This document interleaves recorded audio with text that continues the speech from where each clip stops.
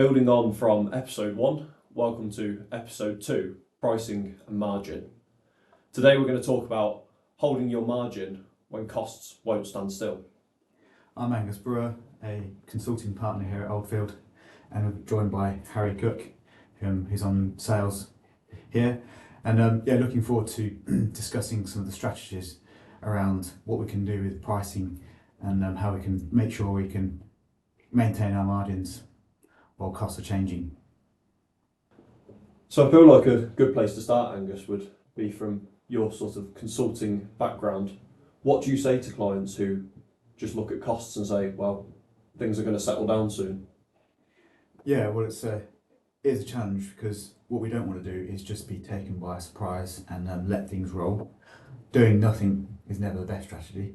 What we always want to try and maintain and try and aim for is to be adaptive, be agile, and when there's inflation or when there's sustained periods of cost rises coming through, maybe through supply chain, we do need to act early because sometimes the knock-on effect of some of those changes won't happen immediately.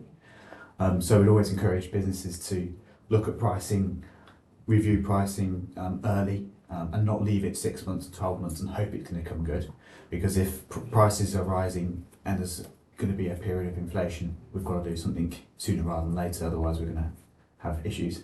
Yeah, it's good. And what numbers should business owners be sort of paying particular mind and attention to? Yeah, well, I guess the key thing we're talking about here is margins, isn't it? So obviously the margin pounds value. So in other words, if we're looking at different products or different stock items or doing quotes for tenders or projects, we also make sure we're understanding what our GP, gross profit margin, pounds is going to be, and also our percentage. So we want to keep everything under control. And you also need to check on your landed costs as well. So for example, if you're importing from another country, from the Far East, the real cost of bringing those goods to you might have increased. So we're going to come on to it a little bit later, I think, but I think what you've got to understand is what your true landed cost is. What is your real cost you're looking at as at today, and then look at your margin that you're aiming to expect to achieve on that. So I think the numbers you need to be tracking are obviously the margin percentage, the margin pounds, and what your real landed costs are doing right now. Yeah. And what would you say, Angus, is the biggest mistake that SMEs make during periods like this? Yeah, I think a trap that you can fall into very easily is letting all these cost prices come through, these increases coming through and not actioning them and not passing them on to customers. And that will basically mean that our margins will erode, and that will have an impact on cash flow over time. So I think the biggest message is we've got to keep on top of what our strategy is for price increases to customers. Do you think? Yeah, and it's about how you do the price increases and what justification you've got for those price increases. Do you think businesses should just be doing blanket price increases? Well, you have got to just bear in mind as to what the overall inflation environment is. There might be a case at times to do some blanket price increases, but I'd say from experience and when we're talking with other clients in managing these situations, you're best to try and look at what are the customer groups or the different product groups where you're having the most pressure, and applying targeted increases.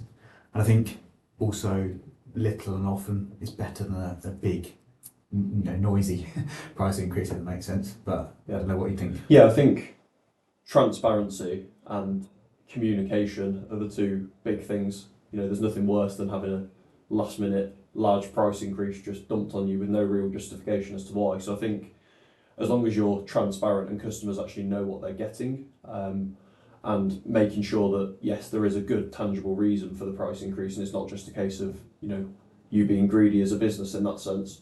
I think that's the most important things from my perspective. Yeah, 100% agree. Yeah, it's great advice. And when you're talking about pricing to our partnered businesses, what sort of pricing strategies do you see that are sort of working well right now? Yeah, well, practically speaking, obviously we talked about doing targeted price increases for different product groups, different customer groups. I think you've got to be all over the reporting on that. But another thing is where there's some temporary challenges, maybe on the supply chain, or maybe due to a massive spike in energy costs, and that's going to be flowing into your, we talked about landing cost, into your cost of your goods. Yeah. Being able to put into some kind of surcharge, an extra line in the invoice about some levy, some surcharges, and also on carriage. You might have if you're charging for carriage out to your customers to get your goods out the door, another line on there which is a levy or a surcharge. Sometimes that's easier than trying to always load it into the cost, because don't forget that the cost of your goods is sometimes what you're judged by. So you might want to think about it in other ways, other areas where you can get some of that margin back up. Ultimately, what we're talking about is protecting margins and also growing them. Use it as an opportunity. This is actually an opportunity to grow margins as well, and rather than let it complete just a maintenance exercise or risk erosion. Great points there, Angus. And what does good look like from a communication element as you go further down that chain and you're talking about your customers' customers?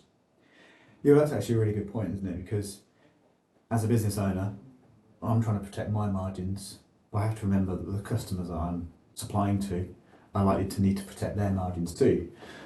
So again, like you said, I think a good communication means if we can be upfront, not have any completely natty surprises, it means that our customers can deal with those price increases with their customer base. So it ends up being a sort of you might say a partnered arrangement to ultimately make sure that both of us stay in business ultimately, because we've got our margin of protection there. It's good.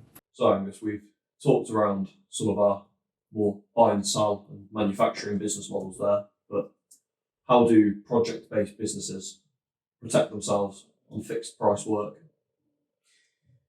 Yeah, well, I guess there's two elements to that. One is work that we're already contracted, already in fulfilling, and that some of the pricing might be fixed. It's always worth just reviewing the contracts of jobs currently in progress to see if there's any way, any clauses in the contracts, any ways of clawing back some of that, where there's factors outside of control, raw material, commodity pricing, energy, inflation, and that kind of thing, just to see if there's any options there. And then secondly is where we're forward quoting for work that might not happen until a year, 18 months, even 2 years down the line. I guess, firstly, is back to our original points, is get very clear on what your true landing costs are right now. And then from a contract perspective, would always be trying to look to see if there was ways of getting clauses in there. Now, we do know it's a challenge, particularly when we're working with some of the main contractors and JCT type contracts. It can be a challenge to get the right clauses in there, but I'd recommend not just letting that ride, as we're getting good advice, seeing if there's any way we can put something in there as we're quoting and as we're pricing, so it gives us a buffer. Maybe there's a certain open book about it, but just give us that buffer so that come a year down the line, 18 months, and if inflation has risen significantly, what are the avenues where we can kind of pass some of that on to our customer? Otherwise, we'll be having some challenges. Brilliant points there, Angus. And how can we use cost increases to our advantage? Absolutely, we can definitely use those to our advantage. So I guess what we like to try and help clients with is obviously building up cash and liquidity in the business. And it's always been said that liquidity gives a businessman opportunities, and this is one of the opportunities which it could really play a part. And you might be in a situation where you've got some surplus cash, and it comes down to some of your cash forecasts. But you could look at the option of forward buying, so beating the price increases, stocking up on some key lines. It always may not make sure they are key lines, they're fast moving lines. So on the product business, you could forward buy, stock up the shelves, so to speak. It might be worth it, given beating the price increase, as long as it doesn't completely nail you for cash. And then for project-based businesses, I guess probably ones where you haven't won the order, you want to forward buy, but where you've got contracts in progress, and you know there's going to be materials coming down the line, you could forward buy, and you could get materials on the ground, so to speak, if necessary, so that you can just beat the price increase, which keeps your margins. And what role does accurate and timely management reporting play into all of this?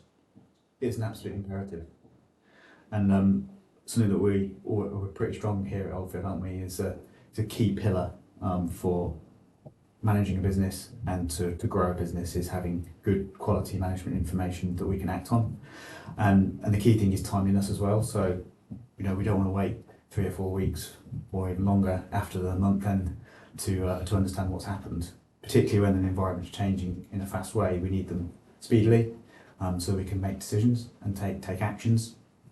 And I think having monthly management reporting is almost like hygiene. It's a must if we want to grow our businesses and we want to maintain our margins in the current environment. They're just non-negotiable from my perspective. And I think then, just to build on from that, so that's management reporting, which will be reporting on the previous month. Are there anything we can do during the month to keep on track of things as well?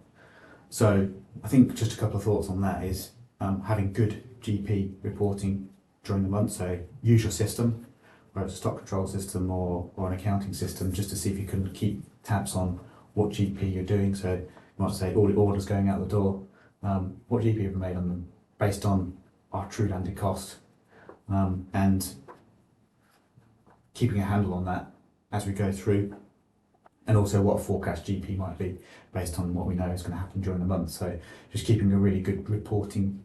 When it's fast changing, you need good reporting, whether that's during the month and then obviously our management reporting after the month. So as a management team or as business owners, we can just make snap decisions and say, okay, this is what we need to do, get back on track. Absolutely. Well, a question for you, Harry. You're on sales.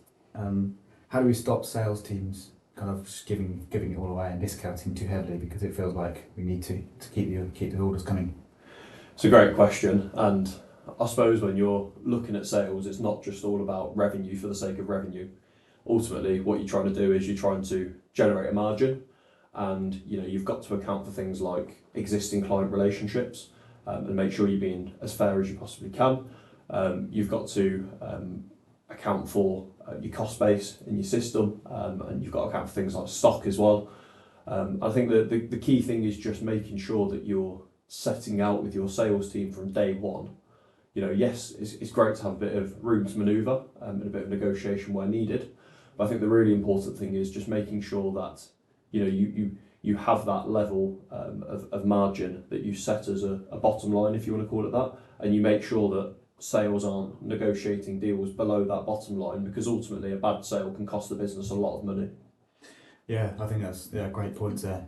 So it's just about being really clear with the team, those guardrails, and there's probably some things you could think about from a system perspective as to what some of the cost prices they can see on the system. So it just helps to protect some of that margin piece. But yeah, absolutely agree. It's good.